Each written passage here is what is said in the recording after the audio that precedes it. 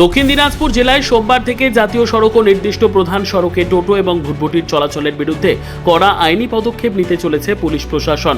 রবিবার জেলা জুড়ে ট্রাফিক পুলিশ ও বিভিন্ন থানার পুলিশ প্রধান সড়কে নেমে চালকদের শেষবারের মতো সতর্ক করে জানিয়ে দিয়েছে, সোমবার থেকে নিষেধাজ্ঞা অমান্য করে জাতীয় সড়ক বা প্রধান রাস্তায় টোটো কিংবা ভুটভুটি চালালে সংশ্লিষ্ট গাড়ি আটক করার পাশাপাশি আইনানুগ ব্যবস্থা নেওয়া হবে। জানা গিয়েছে, গত প্রায় এক মাস ধরে জেলা পুলিশ প্রশাসনের পক্ষ থেকে মাইকিং করে আদালতের নির্দেশ অনুযায়ী জাতীয় সড়ক ও নির্দিষ্ট প্রধান সড়কে টোটো ভুটভুটির চলাচল বন্ধের প্রচার চালানো হচ্ছিল। রবিবার সেই প্রচার আরও জোরদার করা হয়, ফলে জেলার হাজার হাজার চালকের মধ্যে চরম উদ্বেগ ছড়িয়ে পড়েছে। তাদের আশঙ্কা, এই সিদ্ধান্ত কার্যকর হলে বহু পরিবার জীবিকার সংকটে পড়বে। চালকদের দাবি, অধিকাংশই ব্যাংক বা আর্থিক সংস্থা থেকে ঋণ নিয়ে টোটো কিনে সংসার চালাচ্ছেন। প্রধান সড়কে চলাচল বন্ধ হয়ে গেলে আয়ের প্রধান উৎসই বন্ধ হয়ে যাবে। তাদের কথায়, এভাবে চললে না খেয়ে মরতে হবে। সরকার আগে বিকল্প কর্মসংস্থানের ব্যবস্থা করুক, তারপর এমন সিদ্ধান্ত নিক। রবিবার গঙ্গারামপুরের চৌপতি সহ জেলার একাধিক এলাকায় ট্রাফিক ও থানার পুলিশ চালকদের সতর্ক করে জানিয়ে দেয়, সোমবার থেকে নিষেধাজ্ঞা অমান্য করলে কড়া আইনানুগ ব্যবস্থা নেওয়া হবে। এরপর থেকেই চালকদের উৎকণ্ঠা আরও বেড়েছে। টোটো চালক সুমন সরকার, কার্তিক দে, দুলাল সরকার, জিতু হালদার ও সঞ্জয় মণ্ডল কি বললেন শুনুন। সংবাদটি নিবেদন করছেন স্বস্তিলোক উৎসব ভবন, গঙ্গারামপুর, দক্ষিণ দিনাজপুর। কি শুনলি? স্যার বললো যে আর মেন রোডে গাড়ি চলবে না। কোথায় বাড়ি তোমার? আমার বাড়ি মহারাজপুর। চৌমাথা থেকে গাড়ি ভরে নিয়ে চলে যাও, আর চলতে দিবে। তোমাদের তো অনেক জনকে মাইকিং করেছে, তুমি জানো তো? বললো শুনতে হবে স্যার। এতে কি তোমাদের কোনো অসুবিধা হবে? অসুবিধা তো একটু হতে পারে, আমরা তো এটা নিয়ে খাই কিনা। তো এই নিয়মটা কি তোমরা মানবা? এখন 10-এর যেটা হবে সেটাই। আমি তো এটা কিছু বলতে পারবো না। 10-এর অনেক লোক আছে, সবাই মিলে তো কিছু আলোচনা করবে না, তোমাদের জন্য তো বলেছিল, এর আগে আলোচনা হয়েছে।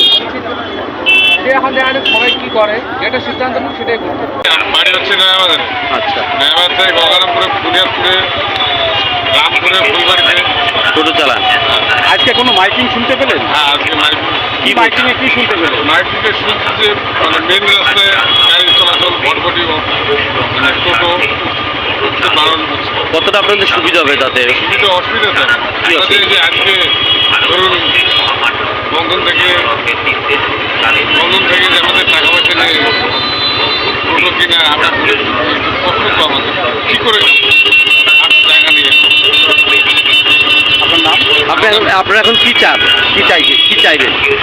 কি চাইবো এখন? আমরা যেটা ভালো ভালো করবে এখন যে আসছে, এখন সরকার যে ভালো যেটা করবে সেটাই আমার ভালো। জাতীয় সড়ক এবং রাজ্য সড়কের সাথে সংযোগকারী রাস্তা দিয়ে চলাচল মাইকিং শুনতে পাচ্ছেন? এই আদেশ অমান্য করিলে আইন অনুযায়ী প্রয়োজনীয় ব্যবস্থা গ্রহণ করা হইবে। ধন্যবাদ থাকতে। এতে আপনাদের কতটা অসুবিধা হবে না সুবিধা হবে? অসুবিধা মানে আমরা যদি না চলতে পারি বেকার হয়ে যাব, আমাদের সরকারি ঘোষণা আমরা নিরুপায় হয়ে যাবো আর কি। আমরা খেতে পাবো না, এরকম পরিস্থিতি হয়ে যাবে। আমার বাড়িতে একটা বাচ্চা আছে, তার পড়াশোনা আছে, আমার অসুস্থ মা আছে, সেইগুলো মনে করেন আমাকে মেনটেন করতে হয়। আমি একাই সংসারে কর্ম দিয়ে আমার সংসারটা চলে।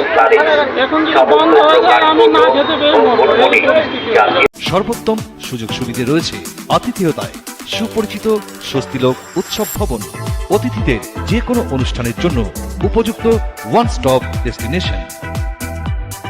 আমরা আপনার বিশেষ অনুষ্ঠানটিকে অবিস্মরণীয় করে তুলি। স্বস্তিলোক উৎসব ভবন, শিববাড়ি রোড, গঙ্গারামপুর, দক্ষিণ দিনাজপুর।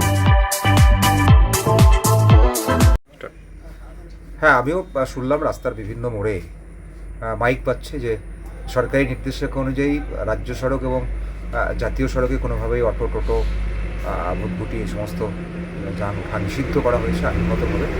তো দুঃখের বিষয় যে আর্থিকভাবে পিছিয়ে পড়ায় মানুষগুলো অনেক কষ্ট করে অর্থের জোগাড় করে একটা রুটির তাগিদে রাস্তায় তারা বেরোয়।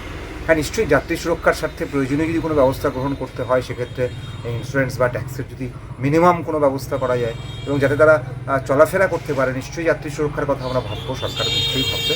কিন্তু এই মানুষগুলোর রুটি রুজির কথাও ভাবতে হবে। এদেরকে রাস্তায় উঠতে না দেওয়া, একেবারে বন্ধ করে দেওয়া, আমার মনে হয় এটা তাদের দৈনন্দিন জীবনের উপরে চরম প্রভাব ফেলবে এবং শুধু আমাদের জেলা নয়, গোটা রাজ্যের প্রভাব পড়বে।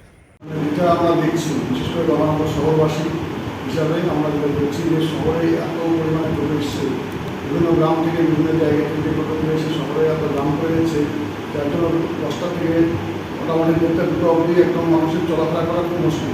এখানে এত জাম হয়েছে, যারা নিত্যযাত্রী তাদেরও বাস আটকে যাচ্ছে, অনেকক্ষণ থেকে ট্রাফিক জ্যামে আটকে যাচ্ছে এবং মানুষের মানে যেতে খুব মুশকিল হচ্ছে।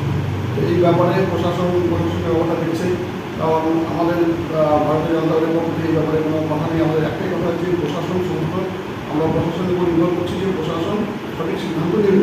বা প্রশাসন যেভাবে বলছে সেটা একটা গাইডলাইন ওরা নিশ্চয়ই বের করে দেবে যে কোন লোক কোথায় থাকবে, কোন রকম থাকবে এবং তারা সেইভাবে সেই এলাকায় থাকবে। এবং আগামী দিনে যানজট মুক্ত গঙ্গারামপুর শহর আমরা দেখতে চাই।